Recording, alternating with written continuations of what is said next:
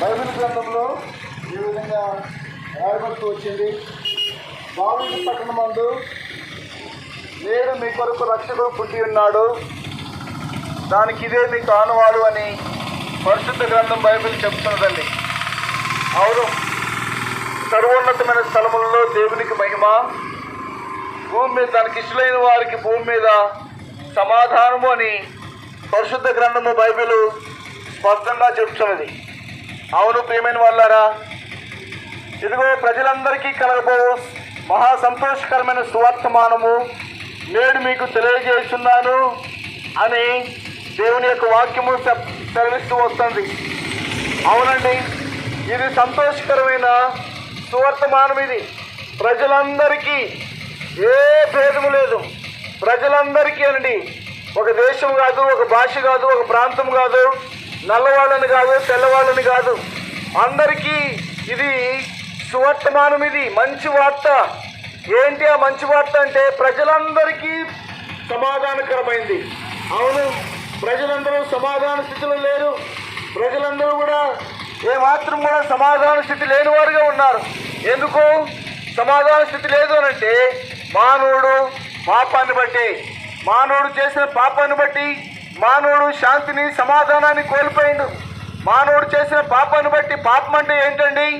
Bible ప్రకారంగా చూస్తే ఆజ్ఞాతిక్రమమే పాపము. ఆజ్ఞాతిక్రమం అంటే అర్థం ఏంటి? మాట వినకపోవటమే పాపము, మాటను త్రోసివేయటమే పాపము. ఎవరు మాట వినండి? ఎవరు అంటే మానవుడు దేవుని మాట వినలేదు. మానవుడు దేవుని మాట వినక అపవాది అయిన సాతాను మాట విని పాపంలో పడిపోతూ వచ్చిండు, మోసములో పడిపోతూ వచ్చిండు. త్రాగుబోతయిండు, వ్యభిచారైండు, దొంగయిండు, కోనికోరైండు, అబద్ధికుడైండు, మోసగాడైండు, నానా రకాలైన పాపాల్లో మానవుడు చిక్కుపోయిండు. అందుకోసమే మానవుడు దేవుని సృష్టి, మానవుడు దేవుని చేతి పని అయి ఉన్నాడు. అందుకోసమే మానవుడు నశించిపోవడం దేవునికి ఇష్టం లేదు. కాబట్టి మానవుడు అపవాది బంధకాల్లో ఉన్నాడు, మానవుడు అపవాది చెరలో ఉన్నాడు, సాతాను చెరలో ఉన్నాడు. ఈ సాతాను చెరలో ఉన్న ఈ మానవుడిని విడిపించడం కొరకే యేసు క్రీస్తు ప్రభువారు ఈ భూలోకానికి వచ్చినారు. ఇదే మహా సంతోషకరమైన సువార్త. ప్రియమైన వాళ్ళారా, ఇగో నీకు తెలియజేసిన వర్తమానం ఏంటంటే పాపంలో పాప పీడితులమైన మనల్ని, పాపంలో బంధించబడిన మనల్ని, పాపానికి బానిసలమైన మనల్ని, పాపానికి దాసులమైన మనల్ని విడిపించడం కొరకే యేసు క్రీస్తు ప్రభువారు లోకరక్షకుడుగా వచ్చినారు. అందుకోసమే ఇది సంతోషకరమైన సువర్తమానము. ప్రజలందరికీ సమాధానం ఇవ్వడానికే వచ్చిన యేసయ్య, పాపాన్ని విడిపించడానికే, పాపం నుండి విడిపించడానికే వచ్చిన యేసయ్య, పాపాలు క్షమించడానికే వచ్చిన యేసయ్య, లోకంలో నరావతారిగా పుట్టిన యేసయ్య, పాపిని ప్రేమించిన యేసయ్య, పాపిని రక్షించడం కొరకు తను తానే బలైపోయిన యేసయ్య. ప్రియమైన వాళ్ళారా, రక్తమంతా కాచిన యేసయ్య, పండుటండలో ఆ నిలువు కొయ్య అడ్డు కొయ్య పైన వేలాడిన యేసయ్య. ఎంత ప్రేమ అండి! ఎవరు చూపించారు ఈ ప్రేమ? మానవుని కొరకు, మరి ఒక పాపి కొరకు, ఒక పాపిని ప్రేమించిన మానవుడు భూలోకంలో ఎవరైనా ఉన్నారా? పాపిని రక్షించేవాళ్ళు భూలోకంలో ఇంకెవరైనా ఉన్నారా? పాపికి రక్షణ కలుగజేసేవాళ్ళు, పాపాలు క్షమించేవాళ్ళు ఎవరైనా ఉన్నారంటే భూలోకంలో ఎవ్వరూ లేరండి. అందుకోసమే ఆమె కుమారుని కనును తన ప్రజలను వారి పాపముల నుండి ఆయనే రక్షించును కనుక ఆయనకి యేసు అని పేరు పెట్టదు. అవునండి, ఆయనే అంటే అర్థం ఏంటి? ఆయన గాక పాపిని రక్షించే వాళ్ళు భూలోకంలో ఇంకెవ్వరూ లేరు. యేసు ప్రభువే పాపిని రక్షించగలడు. యేసు ప్రభువే పాపికి విమోచన.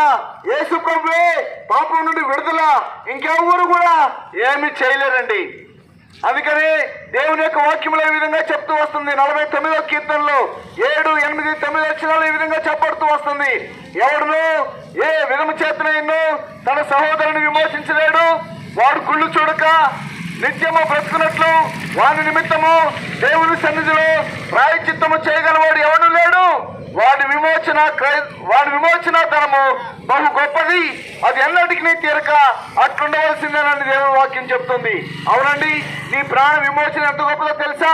నీ ప్రాణం ఎంత విలువ ఎంత గొప్పదో తెలుసా? అది తెలియకనే మందు తాగి చనిపోతున్నారు, ఉరిపెట్టుకొని చనిపోతున్నారు, నానా రకాలుగా ఆత్మహత్య ప్రయత్నాలు చేస్తూ వస్తున్నారు. నీ ప్రాణం విలువ చాలా శ్రేష్టమైందండి. అందుకోసమే ఆ ప్రాణము నాశనానికి వెళ్ళక మునిపే, ఆ ప్రాణము పాతాళానికి వెళ్ళక మునిపే యేసు క్రీస్తు ప్రభు ఈ లోకానికి నిన్ను విడిపించిన కొరకు ఈ లోకానికి వచ్చినారు, నిన్ను రక్షించిన కొరకు ఈ లోకానికి వచ్చినారు. కాబట్టి ప్రియమైన వాళ్ళారా, యేసు ప్రభు మరి క్రిస్మస్ అంటే ఏంటంటే యేసు క్రీస్తు ప్రభుని ఆరాధించడం, యేసు క్రీస్తు ప్రభుని పూజించడం, యేసు క్రీస్తు ప్రభుని మరి కొలవటం. ఎందుకు ఆయన కొలవాలి అంటే మన పాపము నుండి ఆయనే విడిపించడం, మన పాపం నుండి ఆయనే రక్షించేది. అందుకోసమే ఈ భూలోకానికి వచ్చింది యేసు ప్రభు వారు.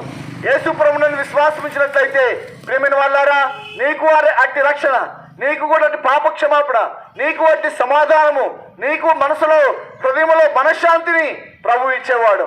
కాబట్టి ఈ యేసు క్రీస్తు ప్రభు యొక్క కలవరు ప్రేమను త్రోసివేయబాకు, నాకు కాదు అనుకోబాకు. యేసయ్య మనందరి పాపాలు ఆయన మీద వేసుకున్నాడు, మనందరి పాపాలను బట్టి ఆయన శిక్ష విధించబడుతూ వచ్చింది. కాబట్టి ప్రభువైన యేసుని విశ్వాసం ఉంచము, అప్పుడు నీవు నీ ఇంటి వారు ఆత్మరక్షణ పొందుదురు. మీరు ఇంకా ఎక్కువ తెలుసుకోవాలనుకుంటే మన